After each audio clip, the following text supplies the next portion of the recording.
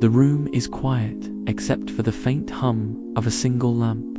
A wide wooden table glows softly under its light.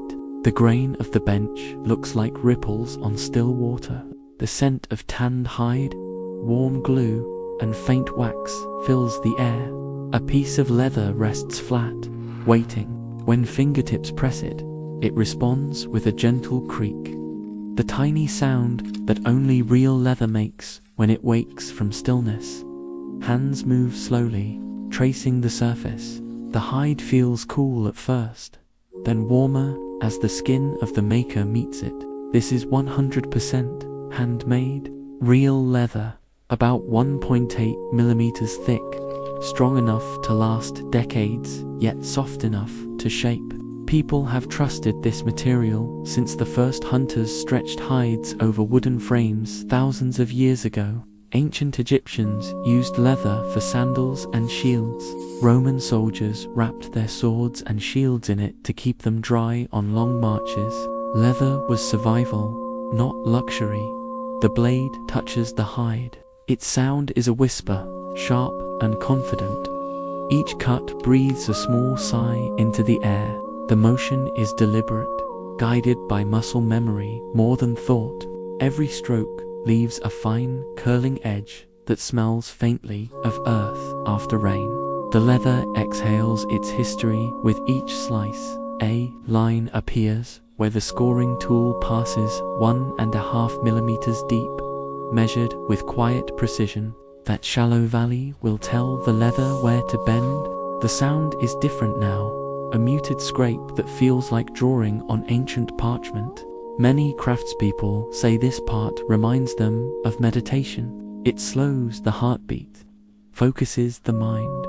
A trivia whisper for the curious. The oldest known piece of leatherwork was found in Armenia, a shoe, more than 5,000 years old, preserved in a cave. Its maker laced it carefully by hand, the same way artisans still do today. Techniques evolve, but patience stays the same. Tools click softly against each other. The awl appears next, thin and sharp. It pierces the hide with a rhythmic pop pop pop. 4 millimeter steps in perfect sequence. Wild artisan punches, crafted to keep the pattern precise. Each tiny hole marks a future connection, a promise that thread will soon follow. There's an old superstition among leatherworkers. Never start stitching in silence. Always hum or breathe audibly, so your rhythm guides the thread. Brown Gallus's thread unwinds. Ese 018, solor 0.5 millimeter thick. Wax coats it evenly, giving it a slight tack when pinched between fingers. The smell is faintly sweet, like pine sap. When pulled through the first hole, it sings, a frictional hiss that becomes the heartbeat of the craft. Two needles dance opposite each other, crossing through every opening. The thread slides and tightens, whispering its own small song. Each stitch adds structure, each pull adds strength. This is how artisans once built armor straps, saddles, and book covers. In medieval monasteries, monks stitched sacred texts into leather bindings by candlelight, believing that a well-stitched seam kept evil spirits from slipping between the pages. Perhaps that's just a legend, but legends give hands purpose. The coin waits nearby on a small cloth. It gleams faintly, a Roman denarius, silvered with age, the face of an emperor barely visible, the Latin letters faded by centuries, the edge still sharp enough to catch the light. This little disc of metal once traveled across provinces that no longer exist. It might have paid for olive oil, or a loaf of bread, or a carved amulet in a market filled with the clamor of voices. When the coin is lifted, it feels cool, almost cold. The maker turns it in the fingers. The sound is a faint metallic click. The thought arises that someone 2,000 years ago did the same. Weighed it, bit it, trusted its value. The Roman denarius is the ancestor of modern currency. Its name gave birth to dinar, denaya, and even money as an idea of trust rather than metal. The glue weights open. SAR30E, clear and slightly sharp to the nose. A thin layer spreads on the inner surface of the bracelet where the coin will sit. The brush makes tiny wet sounds like quiet footsteps on stone. As the adhesive begins to set, it changes tone from sticky to silky. The leather darkens beneath it as though drawing breath. The coin is placed carefully into the center. It sinks slightly, nestling into its seat. Metal against hide, a meeting of two ancient trades. Smiths and tanners once shared neighborhoods because both needed fire and water. One worked with skin, the other with, or both transformed the ordinary into something enduring. The workshop air still smells faintly of that marriage: smoke, oil, and earth. The maker presses down lightly, feeling the bond form. The warmth of the hand activates the glue faster, and soon the coin becomes one with the leather. When tapped gently, it gives a quiet, ringing note that fades into the room. Now the stitching resumes around it, locking the coin in place. The rhythm returns through cross, pull, tighten. Each loop secures a small piece of time. Observers often say there's something hypnotic about watching this motion. Some even call it the breathing of the craft. A fun fact slides into thought. Roman armor often included leather thongs bound by metal studs resembling modern bracelets. Soldiers believed the blend of hide and bronze gave protection and luck. Archaeologists have unearthed such bands in old garrisons along the Rhine. Some even had coins sewn directly inside, as if to keep fortune literally at hand. The die sits waiting, Venezia black. Color 25,010. A brush dips into it, the bristles parting with a soft hiss. The first stroke glides along the surface, leaving a glossy trail that quickly darkens to deep shadow. The smell is warm, a little sweet, like burnt wood as it spreads. The natural pores of the leather drink it slowly, unevenly, giving texture and life. Dyeing leather is older than writing. The ancient Mesopotamians used tree bark and crushed minerals to color hides. Black dye was often considered royal because it required iron salts and tannins, rare materials once traded across continents. Even now, true black leather carries that whisper of nobility. While the color settles, a pause fills the air. The tools rest.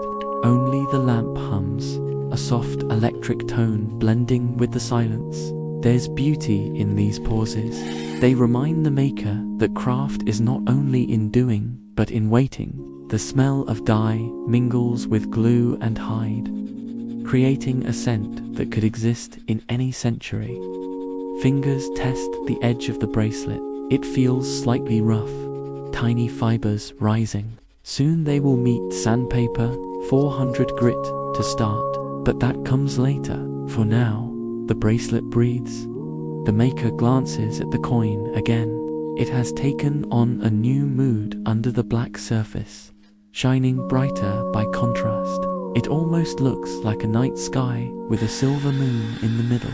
That small piece of history has found a quiet home. There's a thought that every handmade object is a bridge between worlds, the visible world of tools and the invisible world of patience. Leather remembers the hands that shaped it. Metal remembers the fires that birthed it. When they come together, they form something that remembers us back. Outside the window, evening slips deeper, the light turning amber. The bracelet lies half finished, gleaming faintly, breathing softly in the fading glow. The air feels calm, full of that gentle satisfaction that only creation brings, the sense that time has slowed, that the world beyond the table can wait a little longer.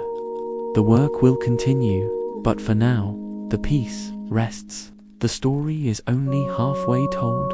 The second part will polish, seal, and awaken the final spirit within this union of leather and ancient silver. The workshop is quiet again, only the faint scratch of sandpaper moving in circles. 400 grit first, then 800, then 1200. Each pass softens the edge, smoothing the tiny fibers into silk. The sound is like distant rain tapping on old glass. Dust lifts, a pale cloud that smells faintly of wood smoke and time. Tokonoli polished waits in a small jar. The lid twists open with a soft click. The scent rises clean, earthy, almost sweet. A fingertip gathers a small bead and spreads it along the edge. The surface darkens, turns glossy. The leather drinks it eagerly. When the wool pad meets it, the sound deepens, a rhythmic hush-hush, like a heartbeat hiding in cloth. Craftsmen say polishing is when leather begins to speak. Each stroke tells you whether it is content. If the motion is too fast, it resists. If too slow, it grows dull. The right rhythm feels like breathing with the material. Canvas follows next. It's rougher with building heat that seals the edge. The finish glows deep and warm. A soft cloth wipes the coin. It answers with a small chime as fingernails brush the silver. Tiny Latin letters catch the light. SPQR. The maker smiles faintly. 2,000 years ago, those same letters stood for Senatus Populusque Romanus, the Senate and people of Rome. Every citizen carried that mark somewhere, on coins, seals, standards. It was the empire's heartbeat, pressed into metal. Trivia whispers through memory. Archaeologists once found coins, hidden inside leather pouches near Pompeii. The coins had melted into strange shapes from volcanic heat, yet the leather survived, tanned by the mountain's own minerals. Proof that craftsmanship can outlast catastrophe. The bracelet closes around the wrist. The fit is snug but gentle. The leather's inner side is soft, burnished smooth. The coin sits at the top like a small sun, edges cool against the skin. It reflects a thin beam from the lamp, one flash of ancient light meeting modern hands. The maker listens. There's a faint creak as the wrist moves. A living sound. Good leather always sings when bent. The dye has deepened overnight into the color of midnight stone. Against it, the silver coin looks brighter, almost alive. Another small secret. In old Roman workshops, apprentices were taught to sign their first successful piece with an invisible mark, often inside a fold or beneath a coin. It meant I was here, and my hands made this. Every true craftsman leaves a trace, even when no one sees it. The smell in the room is rich now, glue-cooled, dye-settled, polish warm. It's a scent that speaks of patience. People who work with leather often say it teaches you to slow down. There are no shortcuts. Every surface must be touched, every fiber understood. In a world that races, this slowness feels like rebellion. The bracelet rests on the table again. Light moves across it, revealing subtle textures, the faint scars of the hide.